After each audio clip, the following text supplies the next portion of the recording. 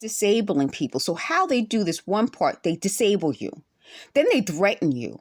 Then they put these sounds and noises and harassment so you don't get sleep and your brain is constantly working. So they said years ago when I was sleeping, I used to be thinking as I sleep. Nobody thinks while they sleep. Who's the idiot who said it? They said, well, that's what Eric Shafir said. Then he's an idiot. Then he's stupid. Okay? That wouldn't make any sense. When you're sleeping, you're supposed to be asleep. So they said what this was supposed to be is they would create dreams while I'm sleeping that they would make me, the victim, think were happening. That's not true. I was asleep. What they were doing was heating me up and I was perspiring. And then they were talking nonstop. And it got so bad that I couldn't sleep in my bedroom. This is my bedroom. And you already know how noisy it is because of all the videos. How would I get sleep in here? I sleep in the living room because it's a lot less noisy and I don't have their constant talking. And that's my point. No one can function with constant brain stimulation, where our brains aren't meant to be constantly stimulated. So what that does and how they do that is by keeping you overstimulated. And I'm going to call this video overstimulating. Overstimulating you gets you agitated, gets you upset. You're lacking sleep. You're lacking the ability to think. You're confused. You don't know what's going on. So they said they thought that was making me believe those things were actually happening. And they said they did that to me as a child. No, you're always aware when you're sleeping.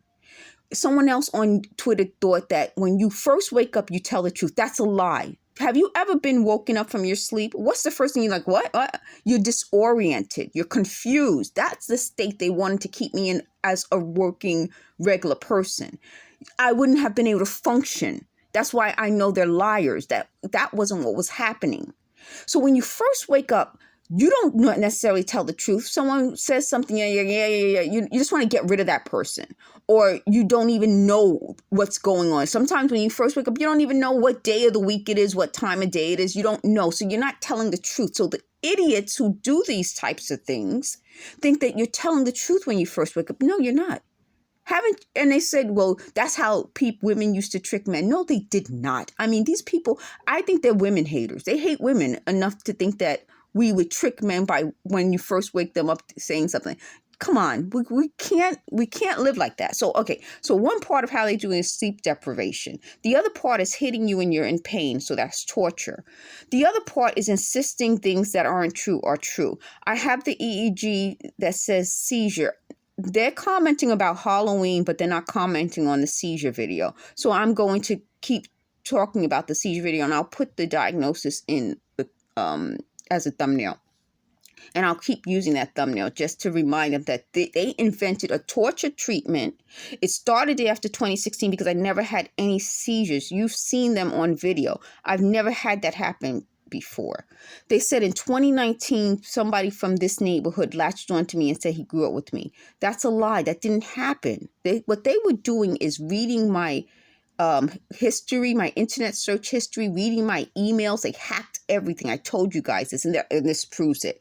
And then coming up with these stories. So they said they can't now lie about me not having a happy life before 2016 because it's proven already. That's my point. They kept coming up with these lies and maybe this happened, maybe that happened. So they just said something like they expected me to blame it all on Felicia. Felicia wouldn't be able to do this. We've already discussed why she wouldn't be able to do this. And Eric wasn't in my life long enough.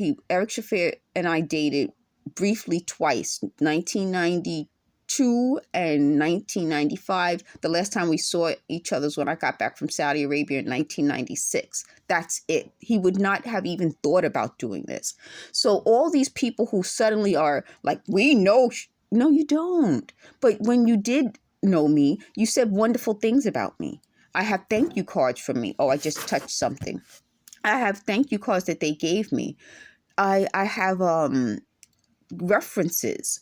They talked about someone I worked with at the Botanical Garden who not only went to my elementary school with me, then went to college with me. So elementary school, college, and we worked together. We didn't have a problem.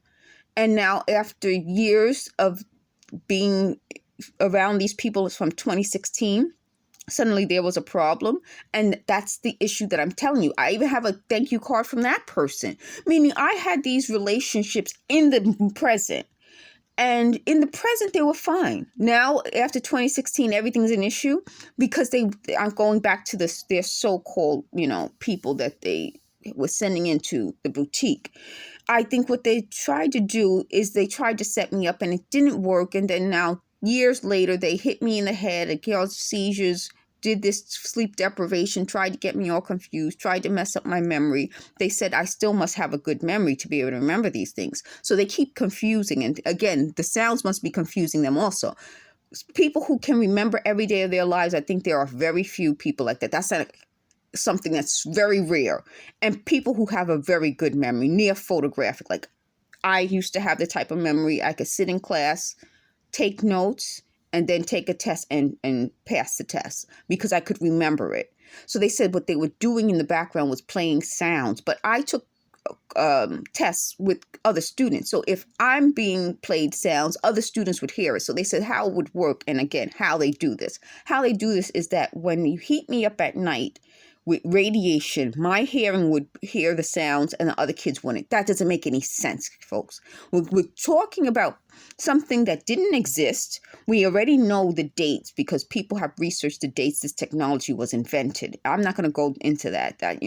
If you want to look up that, you can. There are people who have researched exactly what dates the various technology that these folks are using was patented. I'm not going to go into that. I'm just going to let you know that wouldn't make sense. If I'm in a classroom of kids, when we had a full classroom of kids, different kids, and they don't know all the details, we couldn't have noises and sounds played. It would mess up everyone. The other thing about that, again, going back to how they do this, is that if they're getting confused and they're around the technology, who would want that technology? This is part of the issue. This technology causes illnesses, physical, mental, emotional, and I think that's why these people keep stalking me, because there's some sort of emotional illness. And that is my point. Like, look at the group of people I'm talking about, and I'm naming names. There's a problem with emotional illness, mental illness, physical illness. And we don't want technology that causes that unless this was supposed to cover it up. And I think that's what I'm getting to.